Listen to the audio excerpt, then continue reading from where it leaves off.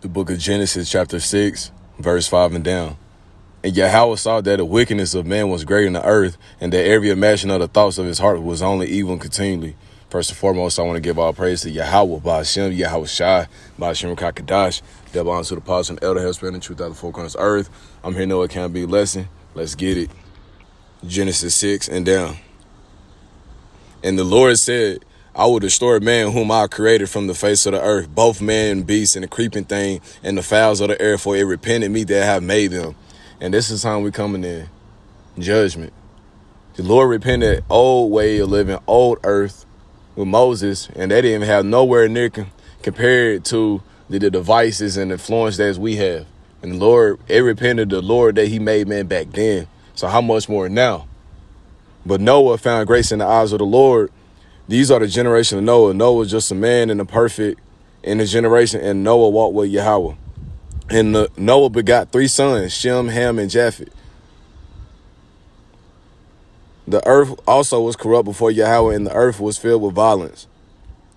And Yahweh said unto Noah, the end of all flesh is come before me, for the earth is filled with violence through them, and behold, I will destroy them with the earth. Make thee a ark of gopher wood, rooms shalt thou make in the ark, and shalt pitch it within without pitch. Genesis 6:17 and down. And behold, I, even I, do bring a flood of waters upon the earth to destroy all flesh, wherein is the breath of life from under heaven, everything that is in the earth shall die. But with thee will I establish my covenant, and thou shalt come into the ark, thou and thy sons, and thy wife and thy sons' wives with thee. And of every living thing of all flesh, too, of every sort shalt thou bring into the ark to keep them alive with thee. Thou shalt be male and female. Of fowls after their kind, and of cattle after their kind, of every creeping thing of the earth after his kind, too, of every sort shall come unto thee, and to keep them alive. And take thou unto thee of all food that is eaten, and thou shalt gather it to thee, and it shall be food. It should be food for thee and for them. Thus did Noah, according to all that Yahweh commanded him, so did he. So this is the times we're living in. The Noah had found grace in the Lord's eye, and, we're in Pride Month, and, the Lord don't get down like this. But we ain't going to speak too much on that. Genesis 7 and down. For yet 7 days I will cause you to reign upon the earth 40 days and 40 nights, and every living substance that I have made will I destroy from off the face of the earth. And Noah did according to all that the Lord commanded him.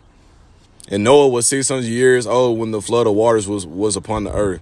And Noah went in, his sons and his wife and his sons' wives with them into the ark because of the waters of the flood. There went in two and two Noah into the ark, the male and the female, as Yahweh had commanded Noah. And as it came to pass after 7 days that the waters of the flood were upon the earth. In the 600th year of Noah's life, in the 2nd month, the 17th day of the month, the same day were all the fountains of the great deep broken up, and the windows of heaven were open. And the rain was upon the earth 40 days and 40 nights. And in the self-same day entered Noah and Shem, Ham, and Japheth, the sons of Noah, and Noah's wife and their 3 wives with them into the ark. And they, every beast after this kind, and all cattle after they kind, and every creeping thing that creep upon the earth after his kind, and every fowl after his kind. And they went into Noah into ark, and into in all flesh where is the breath of life. And they went in with male and female of all flesh, as Yahweh commanded, and the Lord shut them in. And the flood was 40 days upon the earth, and the waters increased and bare up the ark, and it was lift up above the earth. And the waters prevailed, and the work increased greatly upon the earth, and the ark went upon the face of the waters. And the waters prevailed exceedingly upon the earth, and all high hills, and there were under the whole heaven were covered. And all flesh died that move upon the earth, both of fowl and all cattle and other beasts of every creeping thing that creep upon the earth, and every man. All in whose nostrils was the breath of life, and all that was in the dry land died. So basically the Lord did this because he know his creation, but he was fed up. And the Lord, these are like, if you think about creations of inventions, we're creations and prototypes of the Lord. And he told Noah to get every animal of a kindred that he approved of, male and female, because those was his prototypes. And he told him, his sons and their wives, to get in that boat. I'm finna destroy this place. And that's what the Lord is doing. He is getting us getting spiritually ready for what's to come. And it's gonna be terrifying. And every living substance was destroyed, which was upon the face of the ground, both man and cattle, the creeping things and the fowl of heaven, and they were destroyed from the earth. And Noah only remained alive, and they that were with him in the ark. And the waters prevailed upon the earth 150 days. So this water was so high. You got to think about how big the ark was. And the average human being, let's say they might have been 6 foot, 7 foot, 8 foot. An ark that high in cubits, even a human being still can't. You know what I'm saying? That's basically like in the ocean. The earth was an ocean. The whole earth was an ocean. And we wasn't meant to be in the water that long. So, and it's crazy because the Lord had Moses actually out there prophesying, Noah prophesying, telling him, hey, water, the Lord's finna destroy this place. Get ready. You know, do what you got to do. Repent. They mock Noah, like basically what these people been doing in this world, mocking the prophets out there on the highways and byways, telling them to get it right, man. Babylon's about to fall. These the same people talking about the garments, talking about who these broke, these bums, like, you know what I'm saying? The Lord hearing all this and seeing all this. You know what I'm saying? Every word that a man speaks is going to be accounted for in the day of judgment.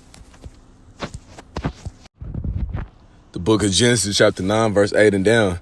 And Yahweh spake unto Noah and to his sons with him, saying, and behold, I establish my covenant with you and with your seed after you, and with every living creature that is with you, of the fowl, of the cattle, and every beast of the earth with you, from all that go out of the ark to every beast of the earth.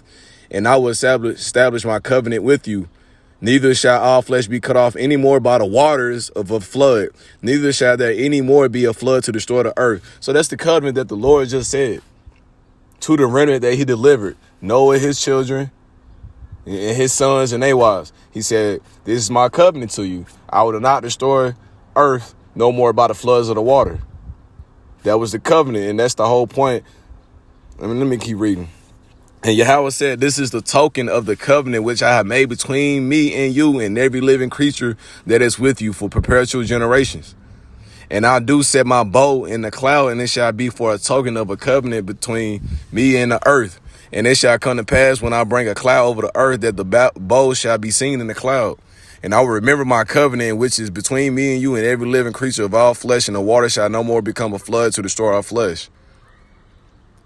And the bow shall be in the cloud, and I will look upon it, that I may remember the everlasting covenant between Yahweh and every living creature of all flesh that is upon the earth. And Yahweh said unto Noah, this is the token of the covenant which I have established between me and all flesh that upon the earth. And this is the Lord standing on his word. The Lord words doesn't come back void. So once the word is out, the Lord said, this is my covenant, that I will not destroy this place by water no more. And that's the point of the rainbow. And we in Pride Month, and these people have made a mockery of the Lord's covenant. You don't think the Lord, the creator of the universe, that promised that he said he wasn't gonna flood this earth again? You don't think he don't feel no type of way? While we in Pride Month, they pushing this lifestyle, the rainbow lifestyle. So the Lord is fury, and he's gonna come back with that fire, and it's gonna be a living hell out here, and it's gonna get crazy beyond. It says it's gonna be a time of never before. Like, we finna enter into a very, very, very scary time. And sometimes I feel like in his flesh, you know, I don't realize the circumstances was to come, but I know it's going to be very crazy. And I hope the Lord be with me, because the Lord's going to act a fool. For real, for real. Matthew chapter 24, verse 37 and down. But as the days of Noah were, so shall also the coming of the Son of Man be. So the days of Noah, what happened? They caught all them people by surprise, caught them by surprise. They weren't expecting nothing, and the Lord judged the place. So the same day is just right here. But as the days of Noah were, so shall also the coming of the Son of Man be. So this is the Lord coming. This is Lord Yahweh Shai is coming back this time. Just the same way they was doing when Noah's time. For as in the day that were before the flood, they were eating, drinking, marrying, and giving in marriage until the day that Noah into the ark. So life is going to be going on normally when the Lord come back. This is what they saying. So we don't know the hour or the time when the Lord is coming back, but we know he's coming back because we live in the signs and the times that the Lord is coming back.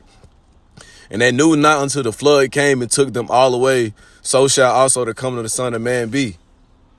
So the Lord, the Yahweh is sending his only begotten Son, which is word called Jesus, Lord Yahweh Shah is coming back to judge this place and correct it. But it's going to be a lot of the slanging of the Lord is going to be many. He said he come to rekindle fire. What will life I have it? I tortured that scripture. I'm paraphrasing. But basically, he finna set fire on this place. You know what I'm saying? In the vision of second Esdras, I think it's like chapter 13 or 14, one of them, when he saw that vision, when the Lord came back on that father's ship with the chariots and the heavenly host, and that was zapping up people, and nothing proceeded but nothing but smoke and dust. The chariots beaming, the chariots going to work, zapping people. Yeah, that's the times we coming in. Plus more to come on top of and there's going to be plenty of things happening before the Lord even get here. Teeth the wild beasts, strange apparition spirits, ghosts, paranormal activity, people acting zombie-like, cannibalism. That's why I said it's going to be a time of never before. Daniel 12:1. And at that time shall Michael stand up, the great prince which standeth for the children of thy people. And there shall be a time of trouble, such as never was since there was a nation, even to that same time. And at that time thy people shall be delivered, everyone that shall be found written in the book. And I'm reading this because this is a prelude to what's to come, but it's saying there shall be a time of trouble, such as never was since there was a nation, even to that same time. So when Noah went in his time, this can't be compared to that. The Lord flooded the whole earth, and what we about to go through, this can't be compared. Sodom and Gomorrah, the Lord rain, fire, and brimstone from heaven, that can't be compared with what's to come. We're about to enter into a scary, rocky, crazy story, time. So this is Pride Month. Pride goes up before destruction, the Holy Spirit. Get it right. Repent. We don't got too much long. I want to end this lesson by giving our praise to Yahweh, by Hashem, Yahweh Shai, by Hashem Kakadash. Double honors to the apostle and the elder, help spread the truth of folk on this earth. Shalom.